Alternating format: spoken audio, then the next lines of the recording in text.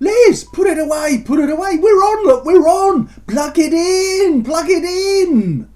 We'd like to say that, in our opinion, it is not suitable for children or for those of you who may have a nervous disposition.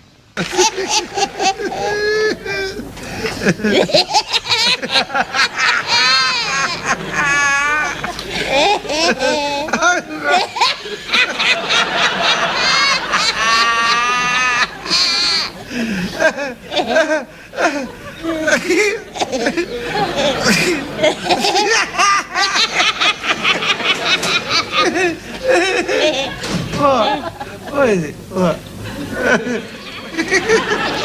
What the packy you eat? Good morning, good morning. It's great to stay up late. Good morning to you. Hello, boys and girls. It's good to be back. I hope you enjoyed the one 2 weeks ago about the elections.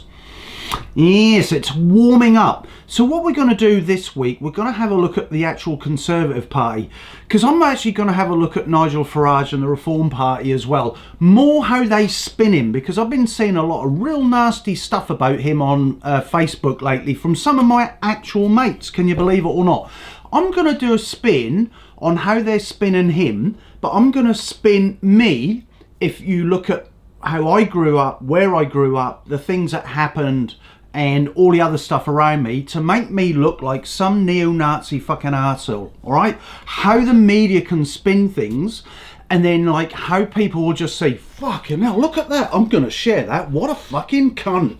And it, no, I'm not, I have got a swear jar, but I'm not using it in this episode because I might swear a lot.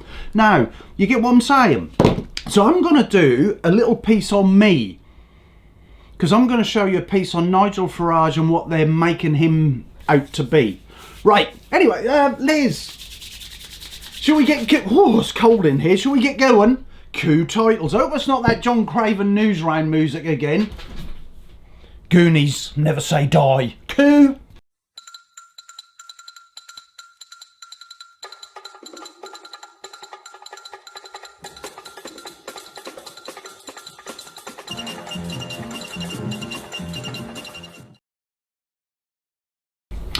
Now, I was going to play the Nigel Farage clip that someone put on Facebook. I'll do a little bit of the intro, but then I'm just going to highlight where they were going, alright? So, first of all, it's an AI voice, right? I'm going to do one for me, right? I'm going to change the voice. So, first of all, that's not fucking real when they're attacking this man, right? Be fucking honest. Use a real person. Then they talk, which will have in, one kid said, who the fuck said it? Then a teacher said he wasn't racist, he was rude. Well, I was fucking rude, I tell you, at school. Fuck, I was horrible. So then they talk about the Enoch Powell speech, the rivers of blood and all that. Basically said the black man will take over. Now it's gone from that to Muslims, of course. We've talked about all the Muslims. Now, we all fucking know, at this rate, they will, and it's statistics, do your research, that they will be running the UK in 2050. Am I racist by saying it? Of course I'm fucking not. I'm not racist, but I'm being racist against. So, the Enoch Powell speech saying he liked it, what the fuck? So fucking what? Then, need a fucking beer already. So then, they say he knows racist people, racist this and racist. I know two fucking murderers. I didn't know they were fucking murderers at the time. Do you think I'd fucking... One of them fucking killed my ex-girlfriend. What the fuck? Do you then go, oh, Gary, yeah, I'll put that in. I'll put that in my little one. No, NATO. He talks about, which I won't, just as 10 minutes long, it's too long. NATO invasion. So he blames NATO and America. America is NATO. We fucking know that. And they wanted to put fucking all their missiles and shit in the Ukraine. So fucking course Putin's gonna get fucked off. If you remember in the 60s, fuck's sake, Kennedy and then Russia in Cuba. Fuck's sake, do your research on that one. It's just the fucking same. So then he said he likes Trump. I prefer Trump over any of these other wankers. And he actually also had a go at Obama. Obama was a wanker. Fuck, they're all fucking wankers. It's called a reform party, right? And I put there for reform. Because let's face it, we've got the same fucking shit we've fucking had for over 50 fucking years. Let's just cue a little bit of this clip, eh? And then I'll get my breath back, have another beer, and then we'll do one on me. April 1964. Nigel Farage is born in Farnborough, Kent. He attends private prep school before enrolling at the fee-paying Dulwich College at the age of 10. 1978. The 14-year-old Farage joins the Conservative Party after seeing Margaret Thatcher's radical free market mentor, Keith Joseph, speak at the school. 1981. An English teacher at Dulwich College writes that a colleague who teaches Farage, quote, described his publicly professed racist and neo-fascist views, while another colleague recounted that, at a combined cadet force camp organised by the college, Farage and others had marched through a quiet Sussex village very late at night, shouting Hitler Youth songs. One Jewish pupil will later recall how Farage would sidle up to him and say Hitler was right, and gas them. Fellow pupil Nick Gordon-Brown remembers he looked like a middle-aged man when he was a sixth former. He was a very vocal National Front supporter. There was a Jewish lad at school whom he was horrible to. With Jewish schoolmates, he made no secret of his distaste for them. What you see now is what he was like then. Years later, when confronted with the allegations, Farage will give an awkward response. Yes, of course, I said some ridiculous things like Racist things. Not necessarily racist things, Not but things... necessarily racist. Well, it depends how you define it. Farage denies any involvement in far-right politics as a youth. His old headmaster recalled rudeness rather than racism. 1993, he becomes a founding member of UKIP. 1994, he runs for Parliament as the UKIP candidate in the Eastleigh by-election. Before the poll, he writes to former MP Enoch Powell, asking for his endorsement. Farage has previously declared Powell his political hero and endorsed the basic principle of his notoriously racist Rivers of Blood speech, and even acted as his chauffeur. This country, in 15 or 20 years' time, the black man will have the whip hand over the white man. Powell rejects the advances of the 30-year-old Farage. In the by-election, he comes fourth. 1997, he runs as UKIP candidate in Salisbury at the general election, again coming fourth. The following month, he meets Mark Devon, a former UKIP activist who is now head of research at the neo-Nazi BNP, and the editor of Mindbenders, a supposed exposé of Jews in the media. Farage is seeking compromising information on UKIP leader Alan Sked in an effort to oust him. A photo shows Farage and Devon at the meeting, along with Tony Leckermer, a BNP member who served 3 years in prison for handling explosives in an attempt to bomb a left-wing group. You'll be going, wow, what a fucking wanker. Think about it. Hearsay, they said, these said, teachers said. There's no fucking names, there's no documents, right? This is just like bullshit. If it was true, if everything that happened and he said it, where is documents? Who has said this? This is the whole point. So I'm gonna go through my stuff now. So I'll just run my fucking video on me, how you can spin it. In a sense, true but not true, a bit like Nigel Farage, alright? Let's just run my clip. Oh, Leslie, this is not going to be good. Go. Gary was born in a white predominantly town in Lowestoft in the UK. There was only one black child there, and they, along with him, called him Choc, short for chocolate. In his teens, he had a tendency to like the Nazi uniforms and watch lots of war films, made lots of models of Nazi cars, tanks, and planes. His school years were a struggle, as he was disruptive to the point where teachers said he repeatedly needed corporal punishment to keep him in line. A source said that he had a tendency to bully other children in the school. The headmaster replied later that he was just a disruptive child, but nonetheless did have tendencies to violence. One teacher at his school said, "He made me cry. He made me cry on more than one occasion." Later in his teens, he then got serious with the Nazis as he shaved his head and became a skinhead. Like all skinheads that were racist back in the early 80s, he tended to go to NF rallies along with his mates. And here's a picture of him at a rally where you can clearly see the Nazi sign being used. In his 20s, Gary, along with his white mates, tended to just have fucking fun. Do you see this? And I'm using an AI voice changer to make this shit up. Back to you, Gary. Tell the truth. Yeah, that was my voice all the time. Just changed it. At least I used my voice and I didn't put text in and used an AI. So let's just go through me and how you could... I could have made it a hell of a lot worse. I was disturbed watching me.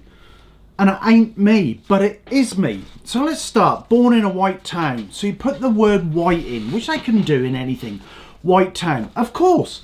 Because back in 63 when I was born, the country was predominantly white and Lowestoft was just a white town. It had nothing to do with don't want blacks in or nothing. So and there was only one black kid, right? And and his name was Chalk. We called him Chalk. He wasn't even my good friend. I just knew him as Chalk. I put chocolate in the advert. But nice guy. In his teens, he had a tendency to like the Nazi uniforms. So when I was a kid, I made lots of models. I hated the Second World War, the English uniforms. It was really drab. I did like the German uniforms, which I put in there as a Nazi uniform. The German, weren't they fucking smart? But I also liked the American uniforms and I liked their helmets and all sorts. And I collected some certain bits and pieces. But I predominantly liked, apart from the Spitfire, I liked the ME-109s, I liked the Sherman tanks. But I did like all sorts of, the German uniforms, they made them have pride. That's another story, but anyway. So then we go, his school years. He struggled. I struggled because I was told I was ADHD. I struggled because I was bored with the fucking teachers. When you're sat there and you're in front of a fucking bloody blackboard and they write it all down and then they tell you got to write it all down as well. What the fuck? How's that teaching us anything? Fucking bullshit. But yeah, I was disruptive. I was very disruptive. And then I even mentioned in there, I made a teacher cry. Miss Jackson. Oh, she had some big boobies. But she was quite young, but she was inexperienced. And I jumped out of a window one day and there's other kids playing up and she had a few tears. I get it. That wasn't nice. But again, I'm a teenager and they're the adult. You get me point? You get me point? Right. So I did have corporal punishment on more than one occasion. Does that help? Not really, because one day, ADHD, I was at junior school, whack across the hand by Mr. Cheeseman, whack, whack, whack, broke the ruler of my hand, and I remember him clearly saying, you broke my ruler, you get another 12 at a best across the hand in front of the whole fucking class, which is degrading enough as it is. So fuck yeah, I was fucked off. So what else we got here? Teenage years at school, made a crime, we're going. Oh, the skinhead stuff. Now the skinhead stuff was, we're on the east coast of England. I'm not an inner city London guy, not that they're all racist anyway. There's me and there's two mates there, right? We were fucking skinheads on scooters. We listened to Bob Marley. We were into all the fucking ska stuff, which was predominantly mixed race, coloured, it's called fucking two-tone, right? We loved all that fucking stuff. And then I said in plenty of my stuff, haven't I not? Anti-National Front. Didn't mention in my little docu that I put together, but it made out that I was racist because I was a skinhead in the early 80s. And here's a picture. And blah, blah, blah, blah, blah. And then the final one, right? So that arrow, that red arrow, is of me at not a rally, but that was in a record store, which I've done in something else. It was in a record, Andy's Records in Great Yarmouth. We went there, said there's gonna be the group Matchbox there, blah blah blah, and we're skinheads, and we got there and all these little fucking wanker cunts fucking suddenly start doing Sea Kyle. We're at the back going, what the fuck, and we left. But there's a picture of us at the back of the room and all these wankers doing the Sea Kyle sign. So when you look at it, you can spin it any way you like, can't you? You can spin your life as a youngster. And Nigel Farage, he's no different than the fucking rest of us. But if you're a Tory or a Labour MP, you're squeaky, squeaky fucking clean, aren't you? You are. Do they do that same shit on them as they do on everybody else? No. Leslie, I don't know where we're going to go now. I've had enough of this shit. Do you get what I mean? It's media spin. They're fucking scumbags. They're all fucking scum. Because it's all driven by these fucking billionaires telling these fucking arseholes they're not even journalists anymore. There's no such thing as a journalist. Because someone's given them the fucking money to say as they should. Get me? Right, Leslie, can we do... I want to do a new... Here we go. We might come back to this afterwards, but I just want to have a little break. Let's do, Leslie, our old favourite, food for thought.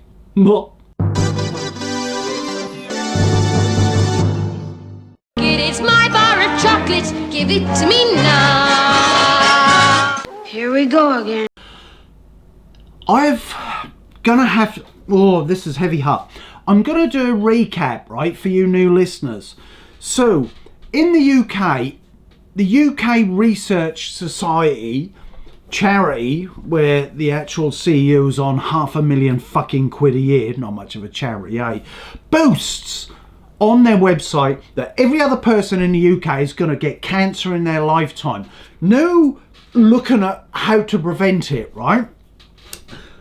Heavy heart. Another friend of mine has got cancer in the UK and she's going through the chemo. She didn't watch this channel, otherwise I wouldn't mention it. She's going through chemo and we had a Zoom meeting we had a Zoom chat the other week, and I said to her, carbs are not your friend with cancer, because cancer likes carbs, sugar. It feeds off it, right? And I saw a picture yesterday on Facebook where she's saying, I'm having a treat. And she had a big pile of fucking chips, potatoes, which is carbs, a fucking big white bun, and a burger in it. And I'm like, are you fucking kidding me? And then she posts the next day, had the blood results back, and my cancer cells are up in my blood. I'm like, who the fuck is listening? Is anyone fucking listening? For fuck's sake, it's your fucking life. Right, honestly, I couldn't fucking believe it.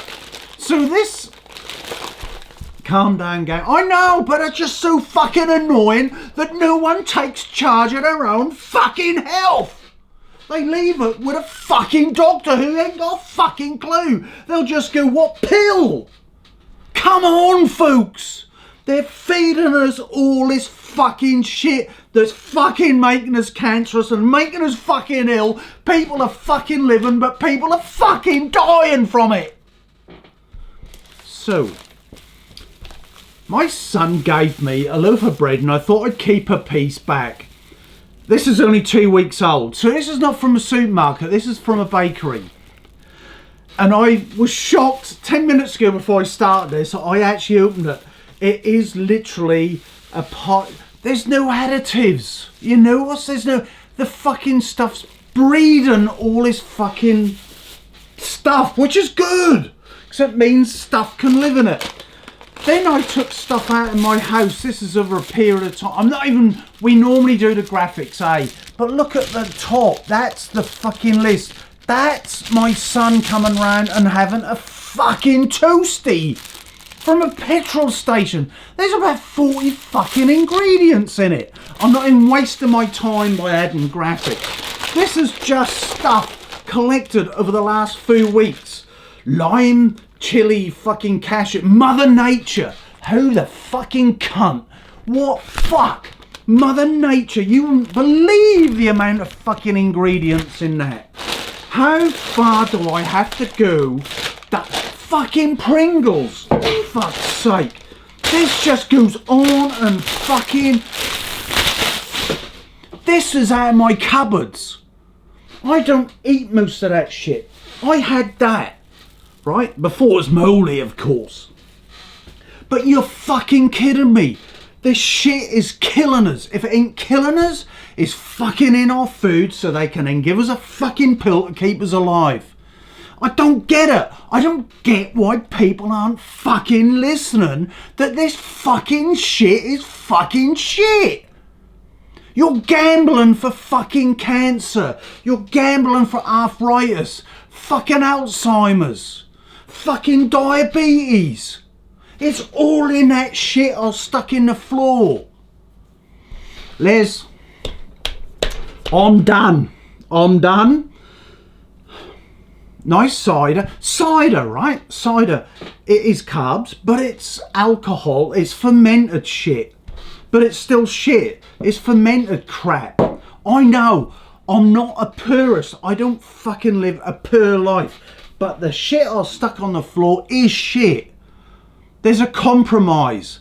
Everything they go. Everything. Oh, it's a compromise. Oh, we can have all this fucking shit, but you don't have it too often. This one, my God, look. My wife has this every week. It adds your 305. Then it's got 621, 627, 631, 262, 170, 31. I mean, the list goes on. And it goes, but moderation. But if the moderation is in everything, it's not moderation. That one packet might be moderation, but it's in fucking everything. Les, we need to move on. We're going to do... What? He wants a word. Really? Hello, new Mr. Producer. You're on thin ice. You swore at me last week. Yes, I know. Yeah. Okay. I'm not telling you right now. I will tell you later what he said, but it's quite sad. Now, we're going to move on to our film review. There's a real man behind there, for fuck's sake. We're going to go into a film review, and we're going to have a look at the scumbags that are up there that look down on us. Cool, Leslie? Holy, here we go again, Ben.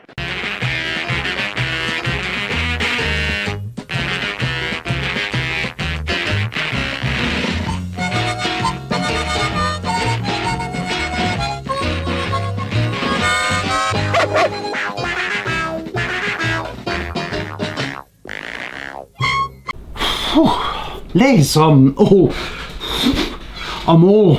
emotionally hoarse. Now, we're going to move on to Dumb Money, the film. Now, this is based on a true story. You couldn't make this up if you tried. Now, what is dumb money? Dumb money is basically you and me. If we go on and play with the share market, they call us dumb money. It's basically about an ordinary guy who ended up playing their system, and then everybody else got involved, and they tried to wind down a couple of billionaires. Now, the billionaires, you know, I hate billionaires. They shouldn't exist. They should be taxed to high heaven. But they still protected themselves. I'm only going to give one little bit away, right? Because they invested in bringing the shares down in a company, well, it seems to be legal these days. These other guys then bought the shares, which drove the shares up, which mean they lost money. You get it? So what happened eventually on the app, this one guy started with $50,000 and ended up with 23 million at the time. They then lobbied and had the buy button disabled. So it just goes to show how you and I, as ordinary people, are being fucked over. Now, what it highlights as well, billionaires that get up in the morning, have a look on their computer and all their gear, whistle round a little bit of shares and money here and there and make even more money. They've never got their fucking hands dirty. So this just highlights that. It's worth a go. It's not the best film in the world. I think if it was maybe just not real, you know, as in based on a true story, I'd have given it about a 6. But because it's actually based on a true story and it gives you the progress through what they actually did to these billionaires, that one or two didn't end up a billionaire anymore, but I dare say they're worth a few million anyway. But it shows you the process, and it shows how we're being fucking constantly conned. So that's it this week, Leslie. I was going to finish, wasn't I, and talk about the Tories, but we ran over time with Nigel Farage and that nasty little man. That nasty little man, no, not Nigel Farage, that other little guy, Gary Kettless. You get how they spin all that? They can do anything they fucking like. Don't believe everything you hear or see. Even, oh, my voice. Leslie, my voice has gone. Anyway, see, I didn't change anything. I will just talk about the Tories here. It says, finish with the Tory party. And all I did was put cunts. Because let's face it, if you wanted to do a piece on a Tory party, I would most probably spend about 6-7 hours on all the fraudulent stuff that's gone on, inner dealings that goes on today, old Juglugs himself and how he made 120 million since being Prime Minister and paid 0.5% tax. They're a bunch of cunts. Anyone that's a multi-millionaire does not care about you or me. All right, this is where they make their money from. You think they make their money from each other? The bottom line is, it's the workers that do the money making for these fuckers that don't even get their hands dirty. So anyway, on with Nigel Farage. I totally admit it. You know, if I was back in the UK, I'd bloody want to stand local. Well, I can't stand locally because my friend June's standing. Good for her. So that's it this week. I'm now going to finish with the ending of the beginning. Does that make sense? Joan Sims and, oh, she was gorgeous. She was such a good actress, so underrated. And Alf Garner, where they're laughing in the pub at the beginning. So there was a second part to it. So I'm now going to play the second part. Cool, Leslie? Here. He's your new neighbour.